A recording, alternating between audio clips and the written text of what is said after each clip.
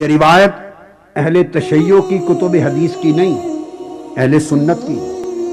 راوی ہیں دوسرے حضرت عمرو بن سعید ایک صحابی، اور ایک میں اصول حدیث کی بات کر رہا ہوں، اور لینے والے امام ابن حجر اسقلانی جیسے محدث ہیں جو فن حدیث میں اہل سنت کے ہاں جرح و تعدیل میں اسماء رجال میں سب سے بڑے امام ہیں، اسماء رجال میں انہوں نے تک لیا ہے۔ کیا عمرو بن سعید صحابی ہے، اور روایت حدیث کی ہماری کتب میں آئی، اور انہوں نے روایت کی حضرت ابو طالب سے۔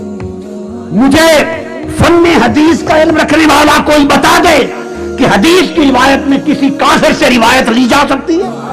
بس ختم ہو گئی بات۔ بنایا ہوا ہے ایمان ابو طالب۔ ابو طالب مسلمان تھے یا نہیں تھے؟ کچھ لوگ ایک طرف ہو گئے اور وہ یہاں تک کہ جو ان کو مومن نہ مانے وہ خود مومن نہیں ہے یہ کہنے لگ گئے۔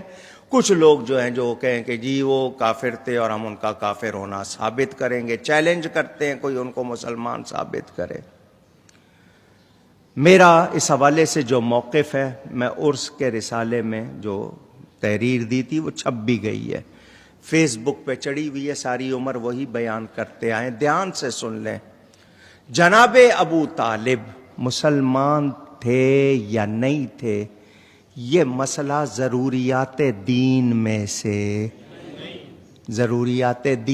سے نہیں، قطعی اصولی مسئلہ وہ تھے یا نہیں تھے، اس کی بہت تمہیں فکر ہے۔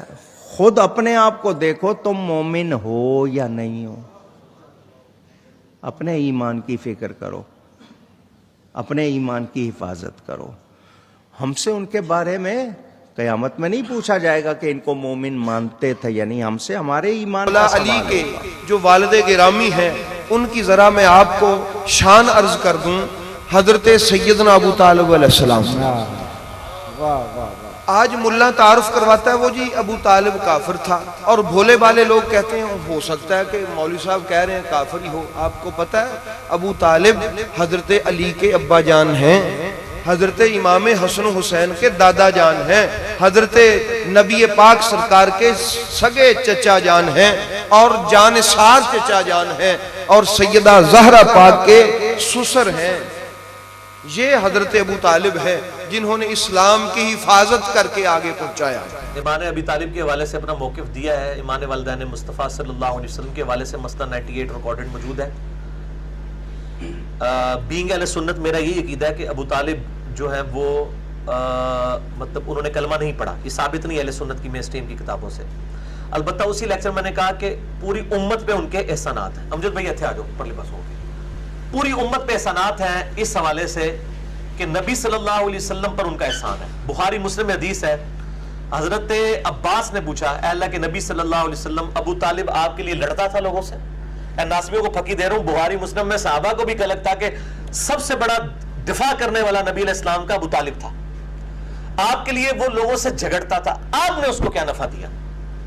بخاری مسلم دونوں میں موجود ہے۔ آپ صلی اللہ علیہ وآلہ وسلم نے فرمایا کہ اگر میں نہ ہوتا ابو طالب دوزخ کی سب سے نچلی گھاٹی میں ہوتا۔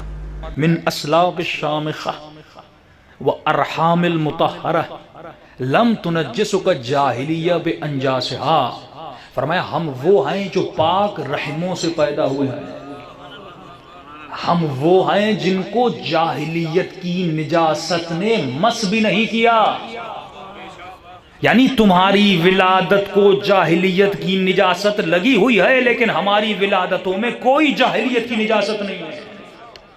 یہ کون سا اشارہ ہے جو اہل بیت زیارت عاشوراء میں کر رہے ہیں؟ اس کو سمجھنا بہت ضروری ہے کہ ایک اہل سنت کے ہمارے استاد تھے، میں نے یہ اشارہ کیا تھا تو انہوں نے کہا کہ کیونکہ ہمارا عقیدہ ہے کہ معصوم کا باپ کبھی کافر نہیں ہو سکتا، تو اس نے کہا دلیل کیا؟ میں نے کہا یہ معصوم کا فرمان ہے، لم تنجسک جاہلی بانجاسہا ولم تلبسک محمود الحمات ثیابہا، فرمایا جاہلیت کے رحم جو ہیں وہ نجس ہوتے ہیں، معصوم کسی کافر رحم سے پیدا نہیں ہو سکتا، اس رحم کا پاک ہونا بہت ضروری ہے۔ صلوات پڑھیں محمد کہ آپ کی 3 سال رسول اللہ صلی اللہ علیہ وسلم کا بائیکاٹ کیا ہے قریش نے، کھانا پینا بند کر دیا، شعب ابی طالب کی گھاٹی میں بند کر دیا بنی ہاشم کو، کہ ان کا 3 سال تک کوئی لنک نہیں ہوگا ان سے۔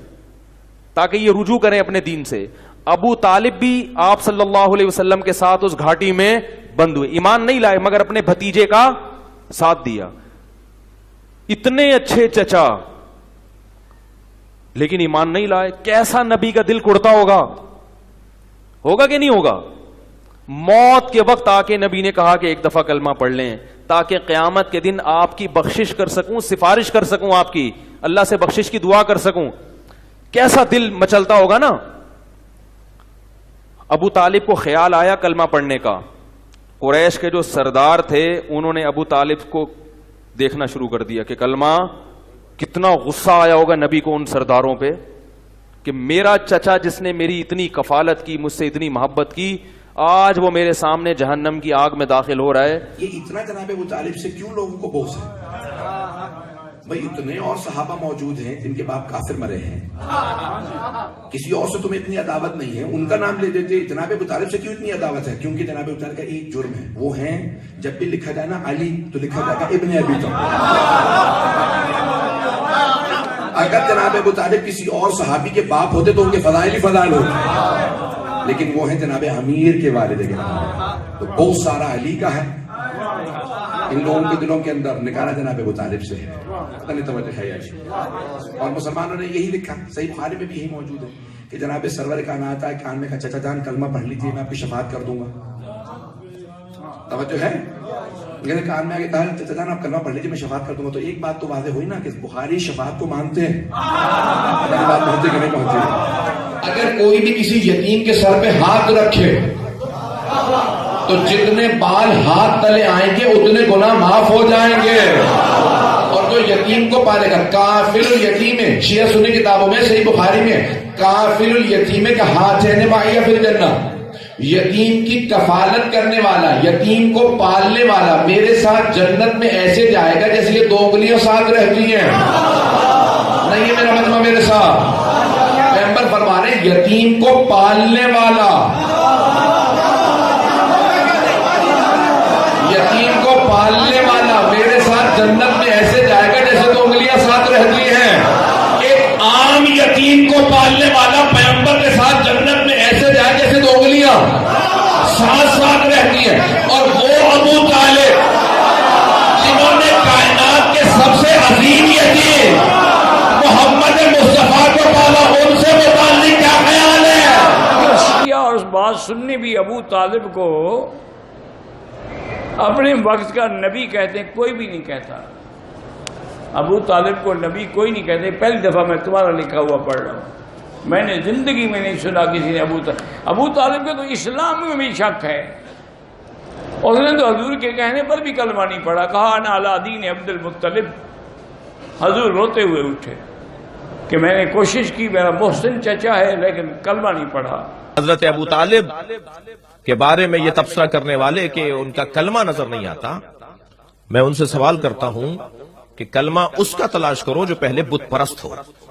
کی بات تو یہ کہ کلمہ اس کا تلاش کیا جائے جو پہلے بت پرست رہا ہو. ہر قریش کے قبیلے کا ایک بت تھا. خانہ کعبہ کے اندر ہر قبیلہ قریش کے کسی بھی ہر قبیلے کا ایک بت ضرور تھا. میں دعوے سے کہتا ہوں, مطالعہ کر کے بات کر رہا ہوں, تحقیق کے بعد جملہ کہہ رہا ہوں کہ قریش کے 24 قبیلوں میں ہر قبیلے کا ایک بت تھا, مگر بنی ہاشم کا کوئی بت ثابت نہیں کر سکتا.